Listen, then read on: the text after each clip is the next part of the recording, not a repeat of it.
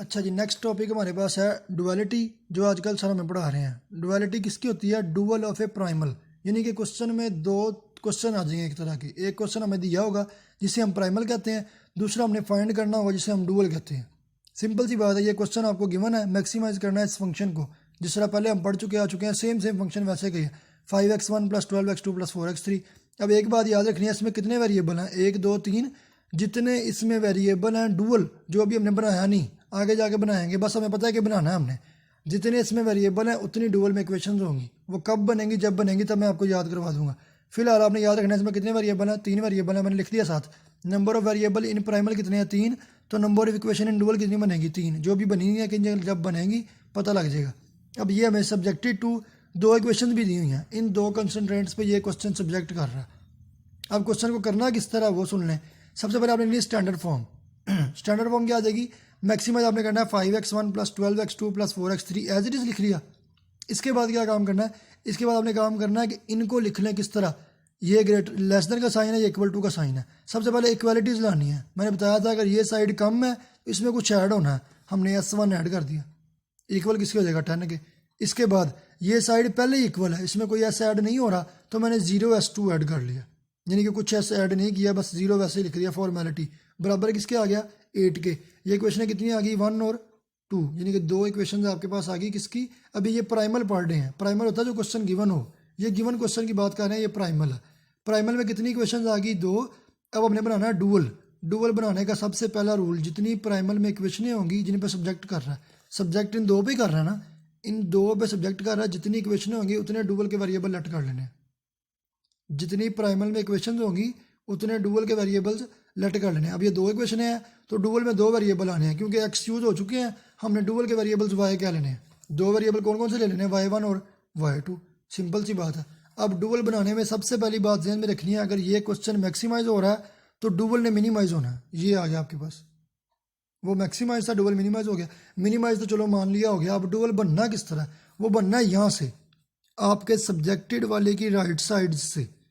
ये 10 था ना, तो 10y1, ये पॉजिटिव 8 है तो पॉजिटिव 8y2, ये मिनिमाइज होना है। ये आपके डुअल का बन गया ओरिजिनल फंक्शन। अब डुअल सब्जेक्ट किन पे हो रहा है? दो चीज़ें होती हैं फंक्शन में, या ओरिजिनल फंक्शन या जिन पे सब्जेक्ट हो रहा है। हमारे पास ओरिजिनल था, जिन पे सब्जेक्ट हो रहा है उनको थोड़ा सा सोल्व किया। किस तरीके से किया मैं बता चुका हूँ। अब डुअल बनाना किस तरह वो भी बता चुका हूँ। ये आ जाएगा 10y1 + 8y2, डुअल बन गया। अगर क्वेश्चन मैक्सिमाइज का तो ये मिनिमाइज का, ये भी क्लियर हो गया। अब रह गया कि इनकी इसकी जो बनानी है आगे सब्जेक्टेड टू, वो किस तरह बनेगी? वो बनती है इनको देख के। किस तरह देखना, अब ये भी सुन लें। x1 के साथ 1 पड़ा तो हमें लिख लेना 1y1 प्लस x1 के साथ 2 पड़ा तो 2y2, 1y1 प्लस 2y2, और इधर इक्वालिटी वाली जगह पे 5 लिख देना। अभी फर्ज करें आपने ये साइन नहीं लगाए हुए, सिर्फ मैंने 5 लिख दिया। 1y1 प्लस 2y2 और इक्वालिटी वाली जगह पे 5। इसके बाद 2y1 और -y2 इक्वालिटी वाली जगह पे 12। फिर 1y1 और 3y2 इक्वालिटी वाली जगह पे 4। इक्वालिटी वाली जगह पे ये 4 लिख के उसके बाद एंड पे ये साइन लगाने हैं। साइन किस तरह लगाने हैं? ये वाले, ये मैंने सारे ग्रेटर लगाए हैं। सारे ग्रेटर क्यों लगा दिए? इन साइंस का क्वेश्चन के साथ कोई लिंक, कोई तल्लग नहीं है। ये साइंस आने हैं इसको देख के। यहाँ पे क्या लिखा हुआ है? मिनिमाइज। अगर मिनिमाइज है तो सारे साइन पॉजिटिव ग्रेटर है। अगर यहाँ पे मैक्सिमाइज होता तो ये सारे क्या हो जाने थे? लेस हो जाने थे। पहली बात याद रखनी, कंफ्यूज नहीं होना। अगर क्वेश्चन मैक्सिमाइज का है तो यहाँ पे मिनिमाइज आएगा, फिर यहाँ पे देख के साइन लगाने हैं। अब ये मिनिमाइज है तो ये सारे क्या हो जाने हैं? ग्रेटर हो जाने हैं। ठीक हो गया। इस तरीके से आपने डुअल की इक्वेशन भी बना ली, बहुत ईजी है। और डुअल की सारी कंसनट्रेट्स जिन पे सब्जेक्ट हो रहा है वो इनको देख के बना लेनी है। x1 का वास्ता भी x1 से रहना है, x2 का वास्ता भी x2 से रहना है। पहले x1 के साथ 1 है तो आ जाएगा y1 प्लस 2y2 और दूसरी साइड पे 5। फिर 2y1 प्लस -y2 और दूसरी साइड पे 12। इसी तरीके से अब गौर करें, मैंने जो शुरू पे बात रखवाई थी, क्वेश्चन में कितने वेरिएबल थे? 3।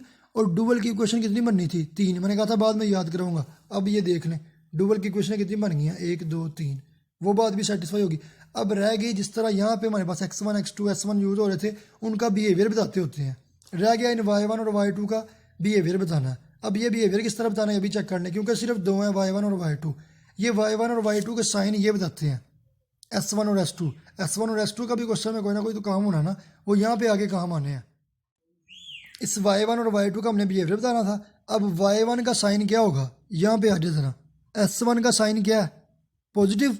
अगर s1 का साइन पॉजिटिव है तो y1 का साइन भी क्या हो जाएगा, पॉजिटिव। अभी आपने ये साइन की बात नहीं करनी, जैसे मैंने यहाँ पे निगलेक्ट करवा दिया था ना, फर्ज करें अभी साइन नहीं लगाया, सिर्फ y1 आ गया। यहाँ पे y2 क्या है, y2 का साइन क्या है, गौर करें s2 के साथ क्या पड़ा हुआ है, जीरो। जीरो ना पॉजिटिव होता है ना क्या होता है, नेगेटिव होता है। ये याद रखनी है, जीरो पड़ा है, जीरो ना क्या होता है, पॉजिटिव होता है, ना क्या होता है, नेगेटिव होता है। तो y2 के बारे में हमारे पास कोई इन्फॉर्मेशन नहीं है।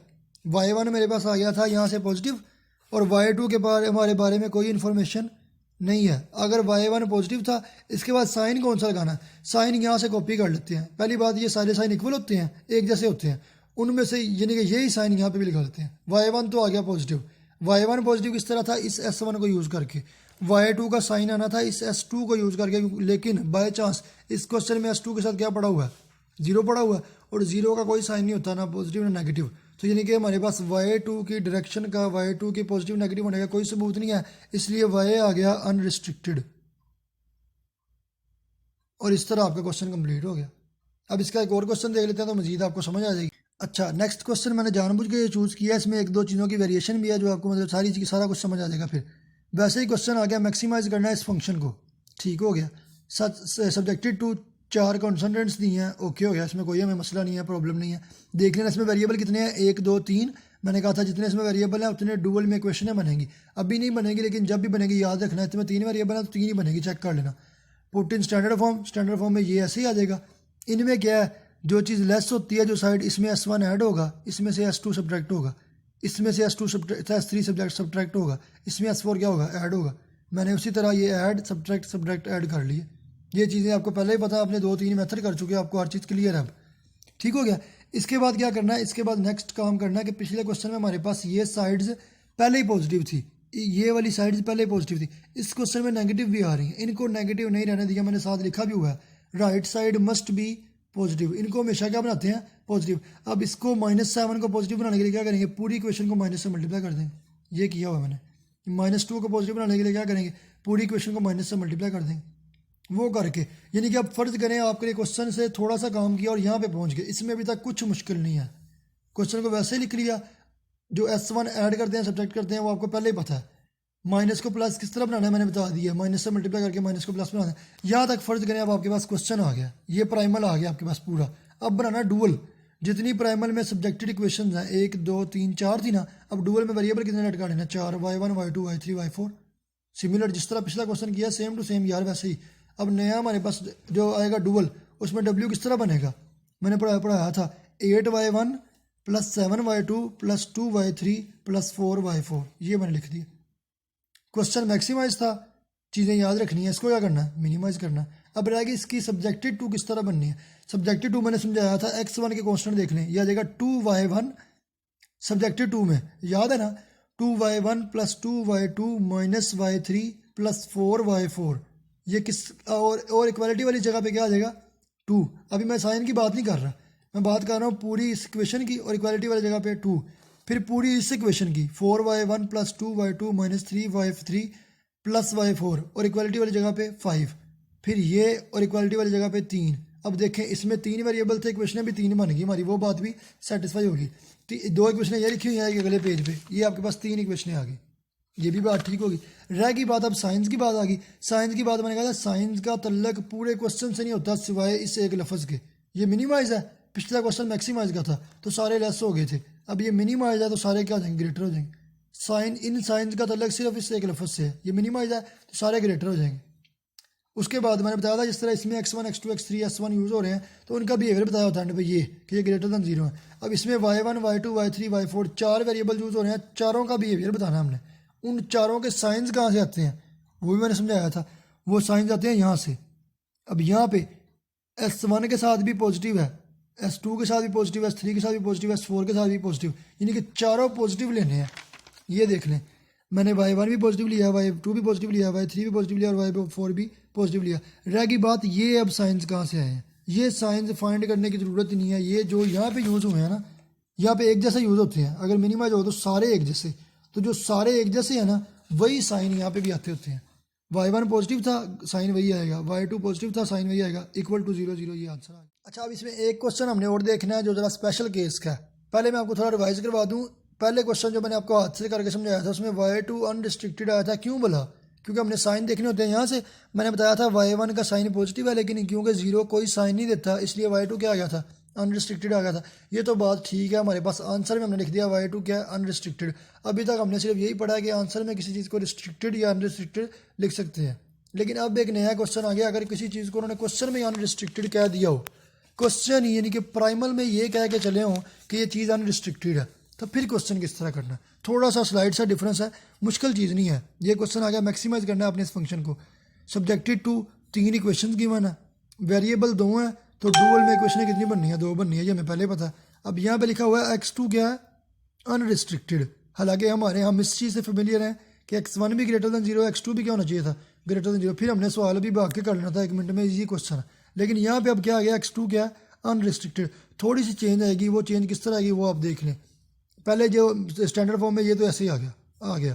इसके बाद ये चीज़ बड़ी है तो इसमें कुछ ऐड होगा, ओ सॉरी बड़ी है तो कुछ सब्ट्रैक्ट होगा, S1 सब्ट्रैक्ट हो गया। दूसरी इक्वेशन इक्वल है तो कुछ ऐड नहीं होगा, 0 S2 हो गया। तीसरी लेस है तो S3 ऐड होगा, इक्वल टू आ गया। ये भी हमें पहले ही पता था, ये भी इसमें कोई नई बात नहीं आई। अब नई बात क्या आपने देखना है कि x2 अनरिस्ट्रिक्टेड है ना, जो अनरिस्ट्रिक्टेड हो उसे 2 के डिफरेंस की शक्ल में लिख देते हैं। मैंने x2 को क्या लिख लिया, x2 dash minus x2 double dash. जो अनरिस्ट्रिक्टेड क्वेश्चन में गिवन हो, मेरी बात ध्यान से सुनिए, जो अनरिस्ट्रिक्टेड क्वेश्चन में गिवन हो उसको 2 के डिफरेंस में लिख लेते हैं। अब यहाँ से अक्सर बच्चे डैशेस से कन्फ्यूज हो रहे हैं, डैशेस से कन्फ्यूज नहीं होना। आप यहाँ पे p माइनस क्यू लिख सकते हैं, m माइनस n लिख सकते हैं। मकसद ये है कोई वेरिएबल लाना है, क्योंकि आंसर तो y की शक्ल में आना है, x ने तो वैसे ही खत्म हो जाना। इसलिए यहाँ पे कन्फ्यूज होने की जरूरत नहीं है। सिर्फ x2 था तो इसलिए x2 डैश और x2 डबल डैश लिख लिया ताकि चले x2 से मिलता जुलता हो, बस इसलिए। अब क्या होगा, अब हर चीज़ चेंज हो जानी है। z में था 4x1 तो वैसे ही रहेगा, लेकिन x2 की जगह पे उसकी वैल्यू पुट कर दी। अब ये तीनों इक्वेशंस एज इट इज़, ये साइड्स पॉजिटिव बनानी होती हैं, पहले ही पॉजिटिव थी, ये तो बहुत अच्छी बात है, पहले ही पॉजिटिव थी। अब जहाँ जहाँ पे x2 है वहाँ पे क्या करना है, x2 की वैल्यू ये पूरी पुट करी जानी है। 3 इक्वेशन बन गई, ये इक्वेशन आपके पास 3 आ गई, ये आपके पास क्वेश्चन। यानी कि फ़र्ज करें अब आपने थोड़ा सा काम किया और अब फ़र्ज करें ये आपके पास क्वेश्चन है, ये प्राइमल है। जो शुरू में आता होता है ना फ़र्ज करें, वो नहीं था, वो ये है। किस तरह अगर डिस्ट्रिक्टेड हो अनरिस्ट्रिक्टेड तो फिर वो चेंजिंग करने के बाद ये आपके पास फर्ज करने क्वेश्चन आ गया। सिर्फ अभी तक क्या किया है, x2 की जगह पे x2 dash minus x2 double dash put किया, बस ये फर्ज करें आपके पास क्वेश्चन है। अब लेट सपोज आपके पास ये है ही नहीं, यहाँ से क्वेश्चन शुरू है, तो आपको पता है क्वेश्चन किस तरह सॉल्व करना है। इसमें सब्जेक्टेड वाली कितनी क्वेश्चन है, 3। तो डुअल में वेरिएबल्स भी कितने लटकाएंगे, 3। वो कौन कौन से, y1 y2 y3। अब डुअल वाला क्वेश्चन ये मैक्सिमाइज हो रहा है तो डुअल वाला मिनिमाइज होगा। ये देख लें डुअल वाला क्या हो रहा है, मिनिमाइज। डुअल वाला ये फंक्शन बनेगा किस तरह, इसकी राइट साइड्स ये मैंने बताया था 2y1 plus 8y2 plus 10y3, ये लिखा हुआ है 2y1 plus 8y2 plus 10y3। अब जिन पे सब्जेक्ट हो रहा है वो किस तरह बनती है, वो सारे ये जो कॉन्स्टेंट्स थे, पहले x1 का कॉन्स्टेंट लेंगे, y1 plus y2 plus y3 क्योंकि साथ 1 1 1 है, और इक्वालिटी वाली जगह पे 4।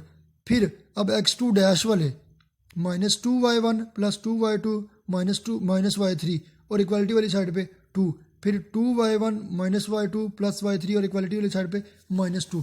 इक्वालिटी वाली साइड्स पे हर चीज़ लिख के, अभी मैंने साइन नहीं लगाए, फर्ज करें भी साइन नहीं लगाए। साइन किसको देख के लगाने हैं, साइन का तल्लक सिर्फ इसी एक लफ्ज़ से है।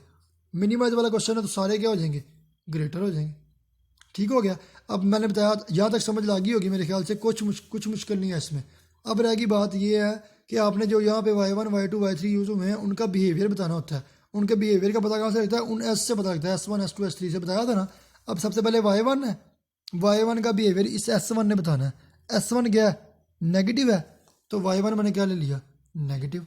उसके बाद अब y2 के बारे में बताना है। S2 क्या है, 0 है। जो 0 होता है वो ना पॉजिटिव होता है ना नेगेटिव होता है, पहले भी बता चुका हूँ बड़ी तफसील से। तो y2 का बिहेवियर हम नहीं बता सकते। y3 का बिहेवियर क्या होना है, पॉजिटिव। अब देखें ज़रा, y1 मैंने नेगेटिव लिया था, y3 मैंने पॉजिटिव लिया था। y1 नेगेटिव और ग्रेटर देन किससे है, 0। ये ग्रेटर क्यों लिया, ये ग्रेटर फाइंड नहीं करना, ये छापा लगाना यहाँ से उठा के यहाँ पे। ये सारे से एक जैसे होते हैं और ये सारे यहाँ पे इन जैसे यूज़ होता है। यहाँ पे भी माइनस y1 ग्रेटर देन 0 था तो y1 लेस देन 0 आ जाएगा। y3 ग्रेटर देन 0 था, ये y ग्रेटर देन 0 रहेगा। रहेगी बात y2 की, उसके बारे में हम कुछ नहीं बता सकते क्योंकि वहाँ पे यहाँ पे S2 के साथ क्या पड़ा हुआ है, 0। ना 0 पॉजिटिव होता है ना नेगेटिव होता है। तो y2 जो क्वेश्चन में अनरिस्ट्रिक्टेड था x2, उसकी वजह से y2 क्या आ जाएगा, अनरिस्ट्रिक्टेड। ये था अगर क्वेश्चन में अनरिस्ट्रिक्टेड आ जाए फिर। अच्छा जी, अब हमने पढ़ना है कि प्राइमल को डुअल में कन्वर्ट करना पड़ लिया था। अब डुअल को सॉल्व किस तरह करना है ये देखते हैं। सबसे पहले प्राइमल में हमें क्वेश्चन दिया था मिनिमाइज़ करना है z को, z का फंक्शन दिया हुआ है और सब्जेक्टेड टू 2 कंसंट्रेंट्स दी हुई हैं। ये तो हमने सारा पढ़ लिया था कि अगर ये मिनिमाइज लिखा हुआ है तो डुअल में मैक्सिमाइज आ जाएगा। हमारे पता क्या मैक्सिमाइज w = 3y1 + 5y2 और 2 कंसंट्रेंट्स भी आ चुकी हैं। और अंडर पे हमें पता है y की हम सिलेक्शन भी कर देते थे, ग्रेटर है या लेस है, वो भी कर चुका हूँ मैं। यानी कि पिछला पूरा काम यहाँ तक इस लाइन तक हमारे पास ख़त्म हो गया। अब देखना है इस w को यानी कि डुअल वाले हिस्से को सॉल्व किस तरह करना है, ये हमने देखना है। तो किस तरह सॉल्व करना है, इसको इस तरह करना है कि जो ग्रेटर होगा ना सिर्फ वो रिस्ट्रिक्टेड होगा, लेस हो या इक्वल हो, जीरो का और कोई भी रिलेशन हो वो होता है अनरिस्ट्रिक्टेड। ग्रेटर वाला सिर्फ रिस्ट्रिक्टेड है, यानी कि सिर्फ y1 रिस्ट्रिक्टेड है, यहाँ पे 2 ही थे, y2 लेस है तो फिर y2 क्या हो जाएगा, अनरिस्ट्रिक्टेड। जिस तरह हम प्राइमल से डुअल में यानी कि पिछले मेथड में डुअलिटी में अनरिस्ट्रिक्टेड को 2 वैल्यूज़ में पुट कर लेते थे, इस तरह अब इसको सॉल्व करने के लिए भी क्या करना है, y2 लेस देन 0 है, y2 अनरिस्ट्रिक्टेड है तो y2 को भी 2 पार्ट्स में लिखना है, यानी कि लेट कर लेना है, y2 बराबर आ जाएगा y2 dash minus y2 double dash. पहले भी इस तरह किया था, याद होगा आपको। अनरिस्ट्रिक्टेड के लिए y2 को 2 के डिफरेंस में लिखना है, क्योंकि ये y2 है इसलिए ये y2 dash minus y2 double dash. Simply ये लिख के अब इस नई वैल्यू को जो हमने पुट किया सब्स्टिट्यूशन से, इसको इस पूरे फंक्शन में पुट कर देना। w की वैल्यू में y2 की जगह पे y2 dash minus y2 double dash आ जाएगा और यहाँ पे भी y2 की जगह पे यहाँ पे भी y2, ये तीनों वैल्यूज मैंने पुट कर ली। ये हमारे पास आ गया सिस्टम। अब इसको करना क्या है, ये लिखा हुआ है डुअल में मिनिमाइज से मैक्सिमाइज हो गया था, अब हमने करना है इसको मैक्सिमाइज। मैक्सिमाइज किस तरह करना है, बाय सिंप्लेक्स मेथड। अब सिंप्लेक्स मेथड आपको पहले ही आता है, फर्ज कर लें ये आपके पास आ गया सिस्टम, लेट्स सपोज ये आपके पास क्वेश्चन आ गया, मैक्सिमाइज करना है इस क्वेश्चन को बाय सिंप्लेक्स मेथड से। अब सिंप्लेक्स मेथड से किस तरह करते हैं, पहले इसको लिखना स्टैंडर्ड फॉर्म में, यहाँ पे ये साइड लेस है तो कोई एस ऐड होना, ये साइड लेस है तो कोई एस ऐड होना। ये देख लें, ये लिख दी स्टैंडर्ड फॉर्म में मैंने, S3 ऐड हुआ है, S4 ऐड हुआ है, वही क्वेश्चन चल रहा है। आप कर रहे हो सिंप्लेक्स मेथड से।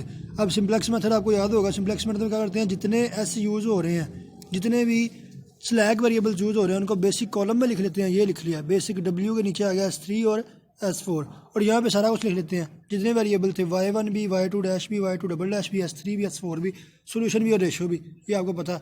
अब इन तीनों इक्वेशंस को इसमें सब हम लिख लेना।